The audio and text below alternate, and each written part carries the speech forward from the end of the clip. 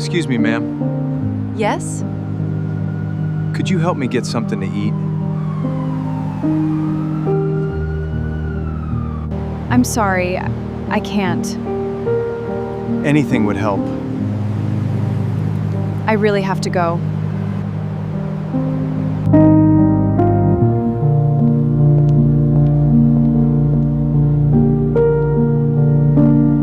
He had enough money to buy almost anything he wanted: a mansion, a private jet, a fleet of luxury cars.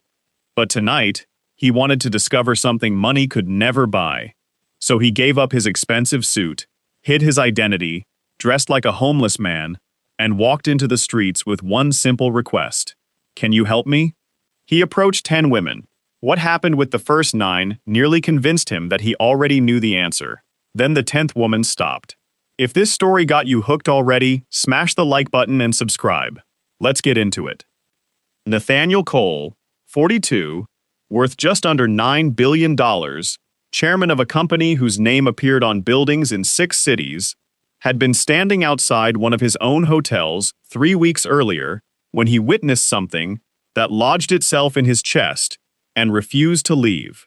A homeless man had approached the valet stand asking quietly for change, and the hotel's own doorman, a young employee Nathaniel had personally approved for hiring the year before, had stepped between them without hesitation, ushering the man away with the practiced, dismissive efficiency of someone removing an inconvenience rather than addressing a person. Nathaniel had watched from his car, unnoticed, and felt something uncomfortable settle over him, not because the doorman had done anything unusual, but because Nathaniel understood, in that moment, that his own wealth had built an entire ecosystem designed to keep exactly that kind of discomfort as far from him as possible. He thought about it for days afterward, turning the same question over until it wouldn't leave him alone. If he stripped away everything that made people treat him carefully, the suits, the watch, the practiced authority in his voice, the simple, unspoken knowledge that he was somebody, what would actually be left? Would people still see him? Or had he spent so many years surrounded by curated respect that he no longer had any real sense of what ordinary kindness, offered without incentive, actually looked like? The idea that eventually formed wasn't complicated, even if it unsettled him more than any business decision he'd made in years. He would disappear from his own identity for a single evening. No entourage, no driver waiting nearby, no safety net beyond a single security contact monitoring from a discreet distance for his physical safety alone. He would dress as a man with nothing, walk the downtown streets he usually only saw from the tinted windows of a car, and ask 10 different women, one at a time, for something as simple as help. Not a test of generosity in the abstract, a direct, personal question, asked plainly, the way people who actually had nothing had to ask it every single day. Can you help me? He told himself it wasn't about proving people were unkind. He genuinely didn't know what he expected to find, and that uncertainty was exactly what made the experiment feel necessary rather than performative. The transformation took most of an afternoon: a worn brown jacket bought secondhand, a faded gray shirt, trousers he deliberately scuffed and dirtied, shoes with the tread worn thin. A friend in the film industry, sworn to discretion, helped rough up his appearance further, leaving his usually groomed face unshaven, his hair deliberately unkempt. When he finally looked at himself in the mirror, he barely recognized the man staring back, and something about that unfamiliarity felt, uncomfortably, like the most honest reflection he'd seen of himself in years. He approached the first woman outside a luxury hotel, just as evening settled over the city, lights beginning to glow along the storefronts, the sidewalk still busy with people moving briskly between dinner reservations and evening plans. She was polished, professional, clearly on her way somewhere important, and when he asked quietly if she could help him get something to eat, she barely looked at him before tightening her grip on her handbag and telling him she couldn't, her eyes already sliding past him toward the hotel entrance, toward a life that had no room in it, that evening, for whatever he represented to her. The second woman didn't even offer a response. She simply altered her path slightly, widening the distance between them, her eyes fixed determinedly forward, pretending, with practiced efficiency, that he hadn't spoken at all. The third stopped just long enough to suggest, not unkindly but without any real warmth either, that there was a shelter 4 blocks over. Before continuing on her way, her advice delivered like a transaction complete, an obligation discharged. The fourth grew visibly suspicious the moment he spoke, stepping back, one hand moving instinctively toward her phone, watching him the way people watch something they've been taught to fear, rather than someone simply asking a small favor. The fifth pressed a few coins into his hand without making eye contact, already walking before he could finish thanking her. The exchange completed so quickly it barely registered as human contact at all. By the sixth, a woman who told him flatly, without slowing her stride, that he should get a job like everyone else. Nathaniel found himself standing alone on the sidewalk, genuinely unsettled by how quickly the evening's data was accumulating toward an answer he hadn't wanted to find. He'd built his entire adult life around solving problems with resources, certain that generosity, properly incentivized, was simply human nature waiting for the right conditions.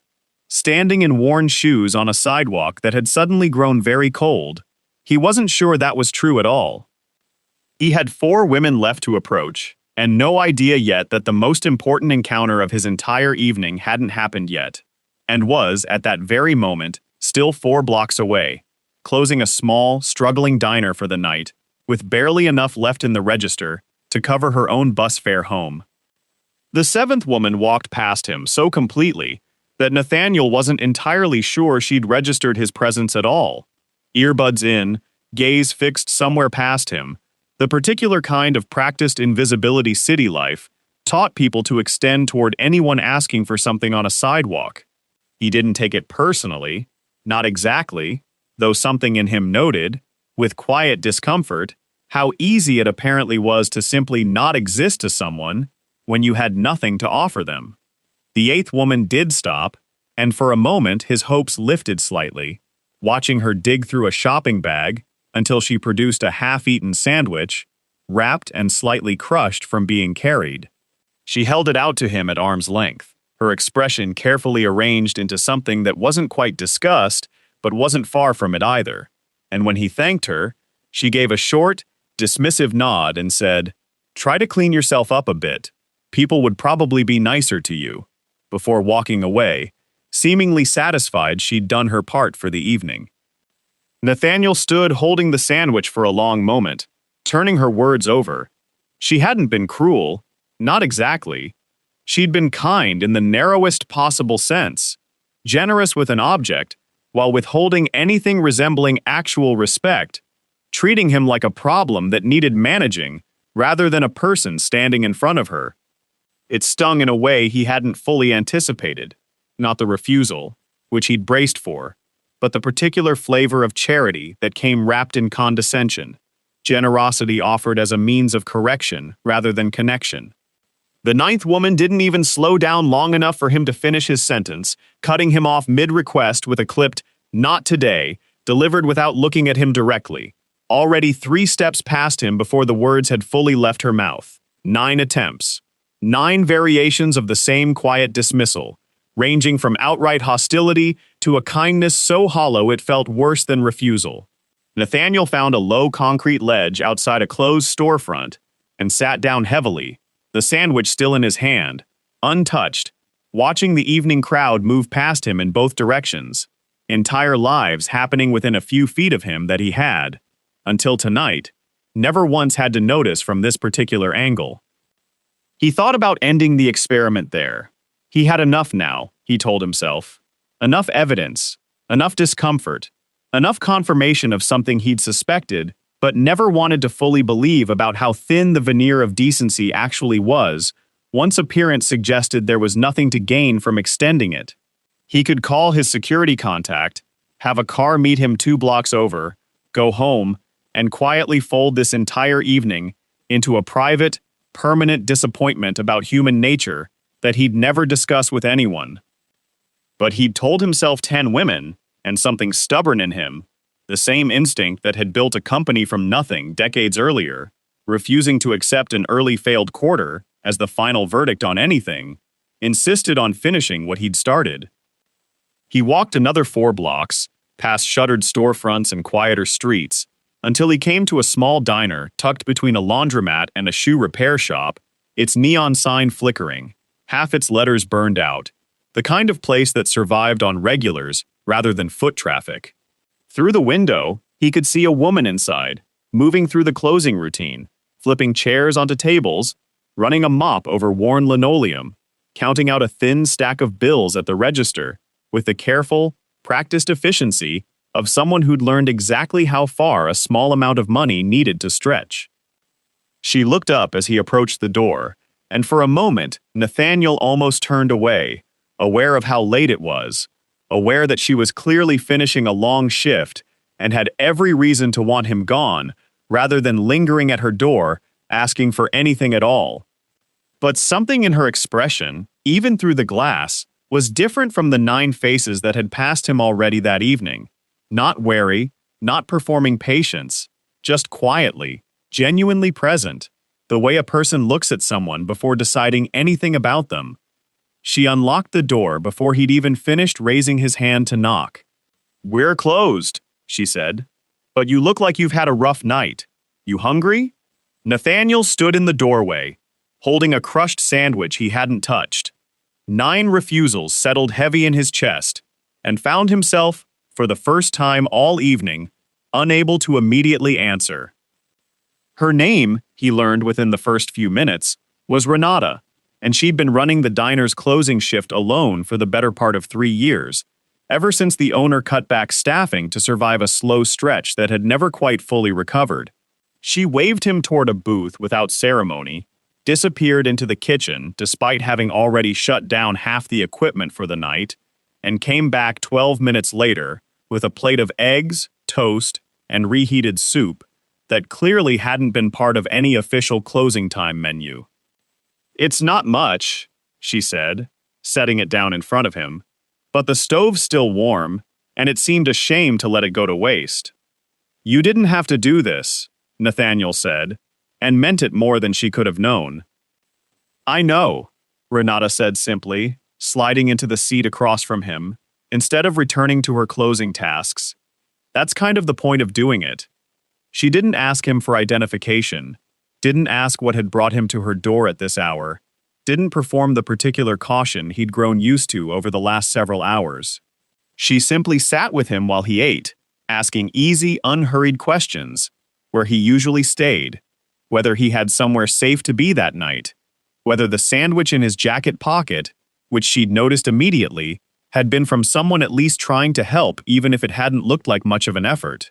When he mentioned, carefully, that it had come with a comment about cleaning himself up, Renata's expression flickered with something sharp and unimpressed.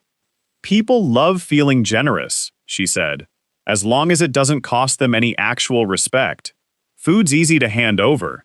Looking someone in the eye like they matter, that's the part people skip."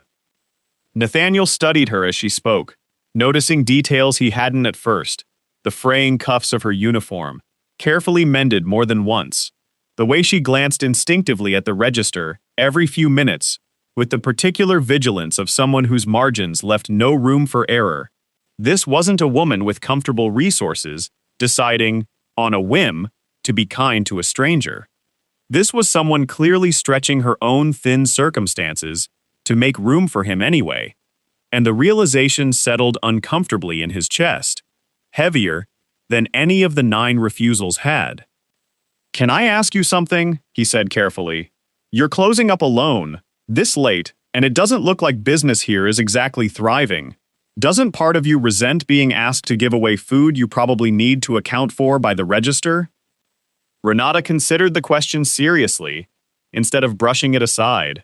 "My mother raised 4 of us on a job that paid less than this one.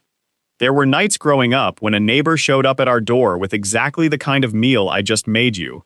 No explanation needed. No expectation of it being paid back.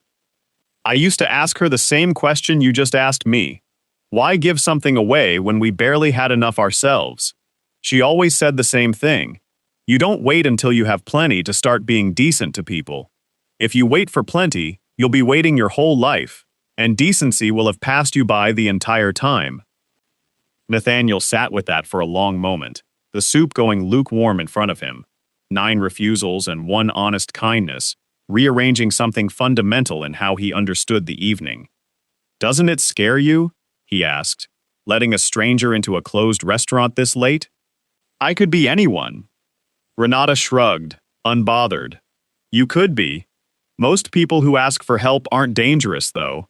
They're just tired and hungry, and used to being treated like a problem instead of a person. I'd rather take the small risk of being wrong about someone than live the way most people out there live, assuming the worst about every stranger just to avoid the discomfort of occasionally being generous to someone who doesn't deserve it." Something in Nathaniel's chest tightened, uncomfortable in a way that had nothing to do with hunger. He thought of his own company's hiring policies, the careful, risk-averse language layered through every department designed to minimize exposure to exactly the kind of uncertainty Renata had just described accepting without a second thought. He thought of the doorman outside his hotel 3 weeks earlier, trained, ultimately by policies Nathaniel himself had approved, to treat exactly this kind of person as a liability to be managed rather than a human being to be seen. "Can I ask what you'd do?" he said slowly. "If someone offered you a way out of this? Better job? More stability? Would you take it?" Renata laughed softly, without bitterness. "Everyone asks that eventually. Sure, I'd take it. I'm not romantic about being broke, if that's what you're picturing. I just don't think decency should be conditional on getting out first. You do what you can with what you've got, right now, not after some hypothetical better version of your life arrives to make it easier." Nathaniel looked at her, steady, unguarded, entirely unaware that the man sitting across from her in a worn brown jacket controlled more wealth than she would likely see in 100 lifetimes of diner shifts, and understood, with a clarity that unsettled him more than anything else that evening, that he was about to have to tell her the truth. Not because the experiment required it, because continuing to sit across from this kind of honesty while wearing a lie of his own had become, suddenly, unbearable. "Renata," he said quietly, setting down his fork, "there's something I need to tell you, and I need you to hear all of it before you decide what to think of me." Renata's expression shifted slightly, some instinct sharpening behind her eyes, though she didn't move, didn't reach for her phone, simply waited with the same steady attention she'd offered him since he'd walked through her door. "My name is Nathaniel Cole," he said. "I'm not homeless. I own a company that operates hotels, commercial real estate, and a handful of other businesses across 6 cities. Tonight, this whole evening, was a test. I disguised myself and asked 10 women, one at a time, for help, because I wanted to understand something about how people treat strangers who appear to have nothing to offer them in return. You're the 10th. For a long moment, Renata said nothing at all, her expression settling into something unreadable, and Nathaniel found himself talking faster, filling the silence out of a discomfort he rarely let himself feel. "I need you to understand, this wasn't about mocking anyone, or setting a trap. I genuinely didn't know what I'd find tonight. 9 women turned me away, in one form or another, and I was beginning to believe that was simply the honest answer to my question. And then I found you, and everything you just told me about your mother, about decency not waiting for convenient circumstances. It's the first honest thing I've encountered all evening, and I couldn't sit here accepting it under false pretenses." Renata sat back slowly in the booth, arms crossing, and when she finally spoke, her voice had cooled considerably from the warmth she'd extended just minutes earlier. "So this was a game. You walked in here, let me feed you from my own kitchen, sat there while I told you things about my family I don't usually share with strangers, and the entire time, you already had the power to change my life if you wanted to, and you just watched to see whether I'd earn it first." "That's not," Nathaniel started, then stopped himself, hearing exactly how hollow the denial sounded even as it left his mouth. "You're right. That is essentially what happened, even if it's not how I intended it. There's a difference, Renata said, between kindness that's actually free and kindness someone gives because they're being secretly evaluated for it. You let me believe I was helping a stranger who genuinely had nothing. The whole time, you had everything. That doesn't make what I did less real, but it makes what you did feel a lot like using someone's decency as entertainment. Nathaniel absorbed that, the accusation landing exactly as hard as it deserved to.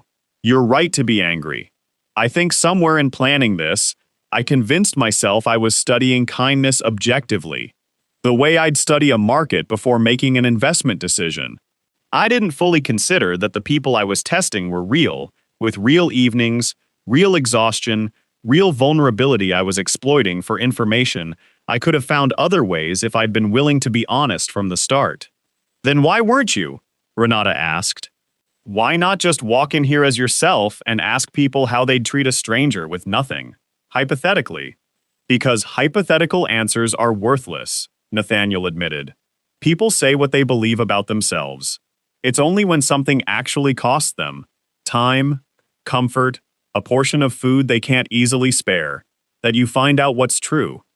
I wanted the truth. I just didn't think carefully enough about what obtaining it honestly would cost the people I tested along the way.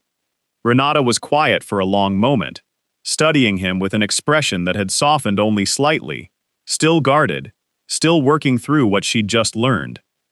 So what happens now? You disappear back into whatever life you actually have, satisfied you got your answer? No, Nathaniel said. Now I try to fix what I got wrong tonight, starting with you, though I understand if nothing I offer feels like it can undo what already happened. He reached for his wallet, still carrying it, tucked deep in the worn jacket's inner pocket, and began to speak about compensation, about making things right, and Renata cut him off before he could finish the sentence, her voice sharp again, sharper than before. Don't, she said. Don't turn this into a check. I didn't feed you tonight because I was hoping for a reward. If you hand me money right now, you're proving exactly the thing I was trying to tell you about earlier, that people only value decency when it's convenient to compensate for later. I don't want to be paid for being kind to a stranger. That cheapens the only part of tonight that was actually real. Nathaniel sat with that, wallet still in hand, understanding slowly that the easiest response, the one his instincts reached for first, the one that had solved every uncomfortable problem in his adult life, was exactly the wrong move here, and that fixing what he'd broken tonight would require something considerably more thoughtful than simply writing a number large enough to make the discomfort disappear.